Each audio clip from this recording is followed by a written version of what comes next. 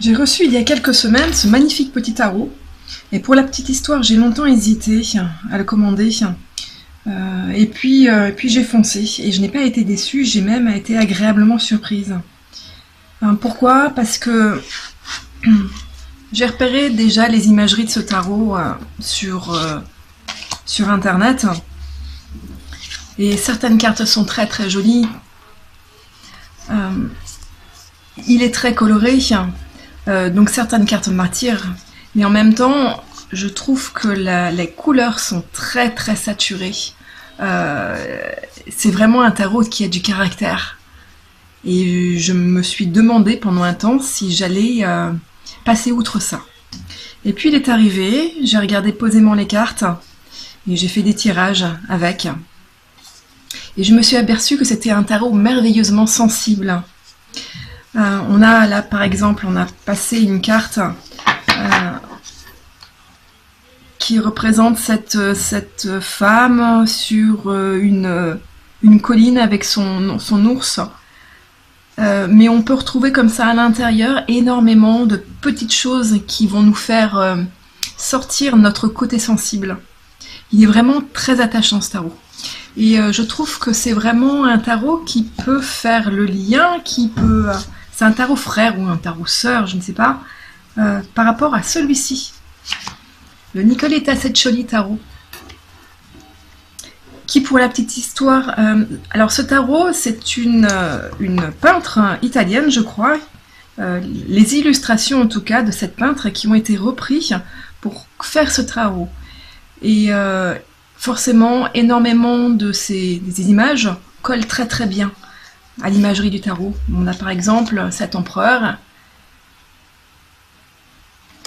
la roue de la fortune, qui va très très bien pour l'arcade majeure de la roue de la fortune, et énormément d'autres cartes comme celle-ci. Mais l'artiste n'a pas peint des toiles en pensant au tarot. C'est finalement une adaptation. C'est pour ça que moi j'adore ce tarot, mais il y a certaines lames avec lesquelles je n'accroche pas. Et celui-ci, le tarot du doux crépuscule, eh bien la manière de fabriquer le tarot a été autre, c'est-à-dire que l'artiste a réellement pensé, c'est basé sur un Rider-Waite-Smith, je pense, et a repris la signification des cartes. Alors on ne colle pas exactement au design du Rider-Waite-Smith, mais ça reprend effectivement l'interprétation des lames du Rider-Waite-Smith classique. Et donc elle a extrapolé en ajoutant des détails, mais ça colle vraiment beaucoup.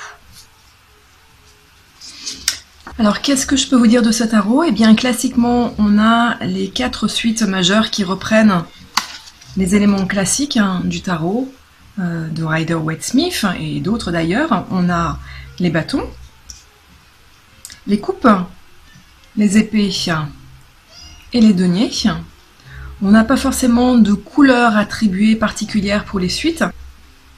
Quelques cartes en détail et j'ai choisi un petit peu les cartes que j'aime moi beaucoup pour plusieurs raisons. On a par exemple ce 4 d'épée qui normalement est une carte qui invite au repos, à se ressourcer, à reprendre des forces. Et là, effectivement, on voit que cette femme sur cet arbre se repose, mais c'est un repos finalement forcé. Il n'y a pas de lutte, il n'y a rien à faire. Il faut attendre que la marée monte, descende, et puis là, on pourra réagir.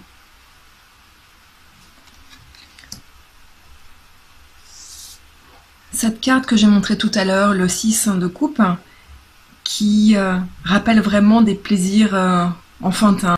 Et c'est vrai que cet gros animal qui vient dire bonjour ou faire un câlin à cette jeune femme, on a ce côté plaisir enfantin, nos racines, nos rêves, nos histoires qu'on se racontait quand on était petit. Avec le château tout en haut de la colline. Ça, c'est le 1 de Pentacle. Alors moi, j'aime bien le 1 de Pentacle, et celui-ci, eh bien, il me gâte dans ce jeu parce qu'elle est magnifique. En même temps, j'aurais pas mis forcément un visage sur ce 1 de pentacle, mais elle est très jolie.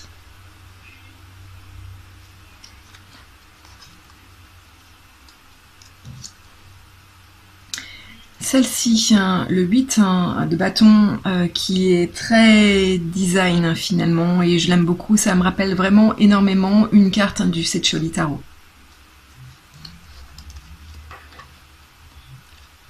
Le 1 de bâton, avec ce superbe arbre, en même temps, c'est un arbre qui n'a pas beaucoup produit de feuilles, mais on sent qu'il a beaucoup d'énergie, beaucoup de puissance, beaucoup de possibilités, de potentiel. Et c'est vrai qu'en potentiel, on a cette énorme pomme, ce fruit qui va naître de ce 1 de bâton.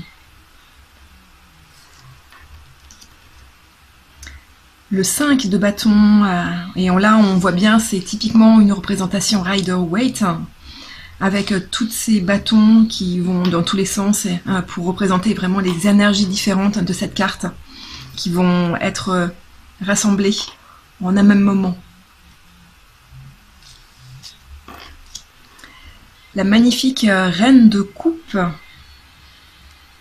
qui est juste sublime. Pour moi, vraiment, je l'aime beaucoup. Alors là, j'avais vu un parallèle intéressant. En prenant l'empereur et l'impératrice, je me disais que ça collait très fortement. Parce que je me suis demandé, mais l'empereur, mais pourquoi est-ce qu'il est partagé au milieu? Pourquoi est-ce qu'il a 2 costumes? Quoi? Est-ce qu'il est duel? Est-ce que... Mais en même temps, l'imagerie montre quelqu'un de vraiment très stabilisé dans le landscape, le paysage alentour. Et donc, ok, moi ça me rappelle qu'effectivement un humain est constitué, enfin on a tous une dualité à l'intérieur de nous, de différentes manières, mais cet empereur sait reconnaître cet état et sait être stable dans cet état. Et l'impératrice, on retrouve un petit peu ce même façon de faire, ce même trait, qui lui indique qu'elle est duel. Et alors elle est stable mais d'une autre manière. Elle reconnaît également tout ce qui est émotion à l'intérieur d'elle, l'eau qui la constitue.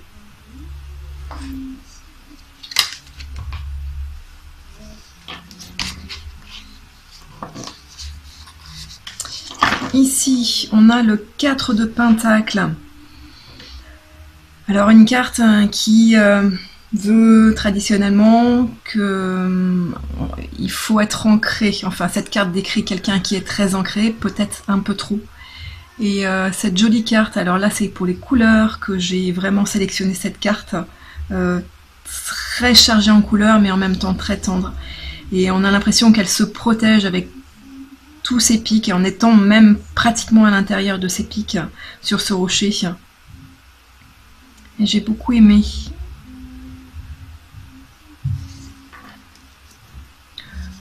Le 3 d'épée, qui reprend vraiment la signification, enfin l'imagerie de la carte Rider-Waite-Smith,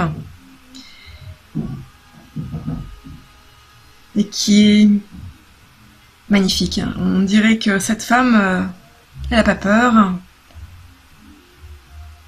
Tu veux me blesser mon cœur, vas-y, mais de toute manière, moi j'avancerai. Donc une carte forte. C'est aussi un tarot, oui, qui est fort, qui appelle à dépasser pas mal de choses pas sympas.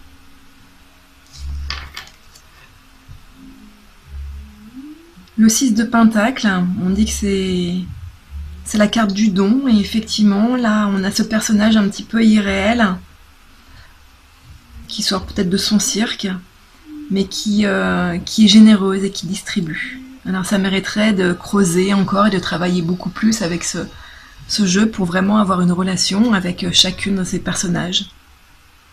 Mais c'est riche, on peut On peut fabriquer énormément d'histoires, on peut voir, on peut creuser énormément de choses.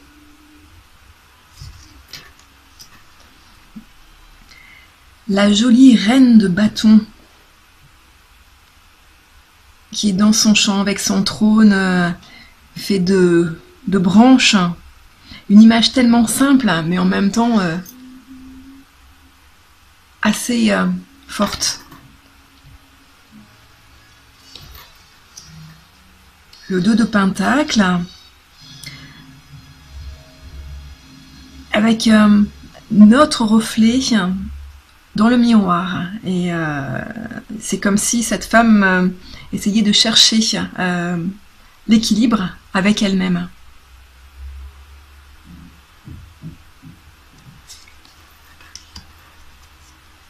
Ça, c'est quoi? Le 7 de pentacle.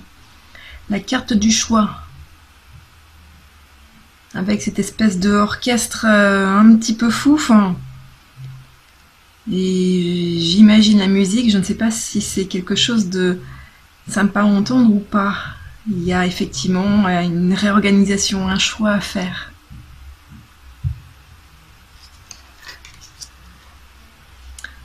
Le roi de bâton, alors il m'a paru assez merveilleux.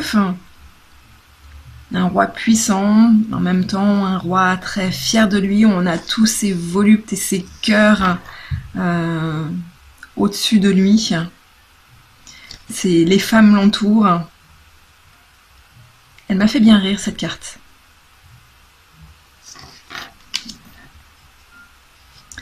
Le 10 d'épée, là encore une carte relativement triste,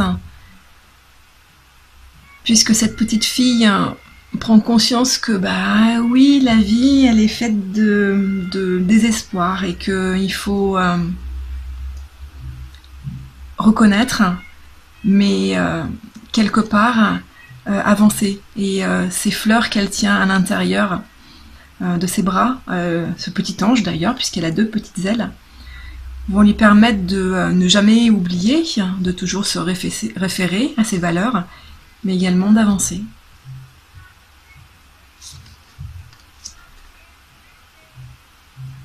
Le roi d'épée, alors c'est aussi une carte qui m'a bien fait rire, parce que j'ai l'impression que ces 2 pentes là sont vraiment plantées dans le sol, ou en tout cas il ne bouge pas autant que n'importe qui à 2 jambes pourrait le faire. Et en même temps, ils sont engagés dans un combat incroyablement dramatique, j'ai l'impression. Et comment vont-ils combattre s'ils ne peuvent pas agir, s'ils n'ont que ce qu'il y a dans leur tête? C'est un combat vain. Ça me rappelle vraiment effectivement que oui, c'est un combat vain. Il faudrait ramener d'autres énergies, peut-être, dans ce combat. Le 8 d'épée, une carte pas sympa parce que elle est, c'est la carte de l'emprisonnement.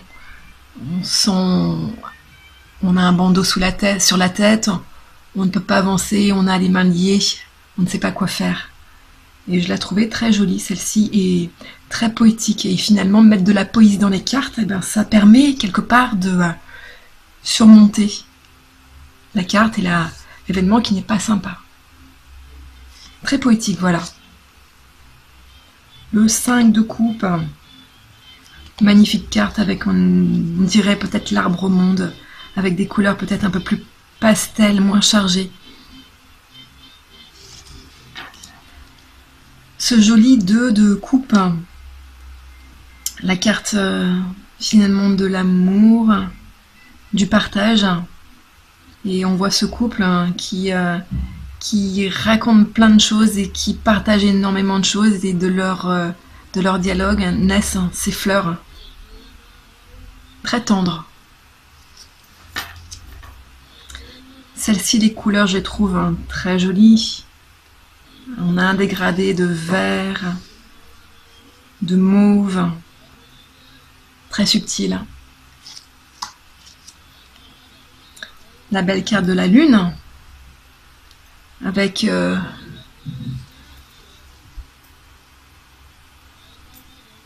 J'aime beaucoup le visage de cette lune.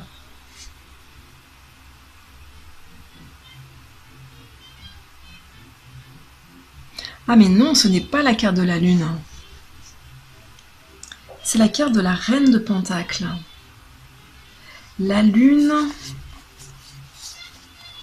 le monde.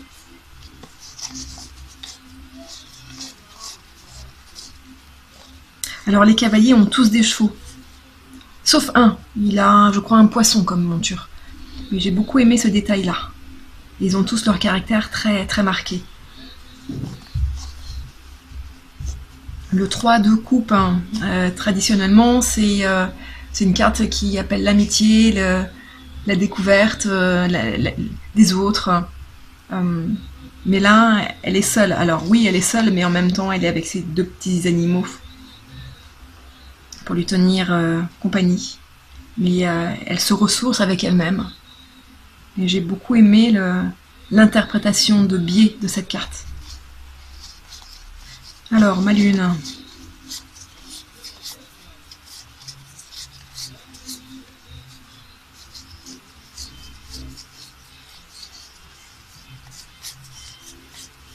Eh bien, ça sera pour une autre fois.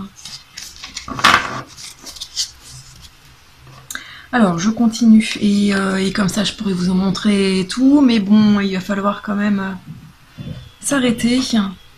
Je vous montre la dernière. La grande prêtresse. Magique avec son chat azimuté. Avec des yeux grands ouverts et des petites souris. Un monde très sympa. Voilà, voilà. Et écoutez, si vous l'avez, n'hésitez pas à me dire ce que vous en pensez, ou me dire ce que vous pensez des cartes, votre ressenti par rapport à ces cartes et ce tarot. Je vous souhaite une bonne journée et à bientôt.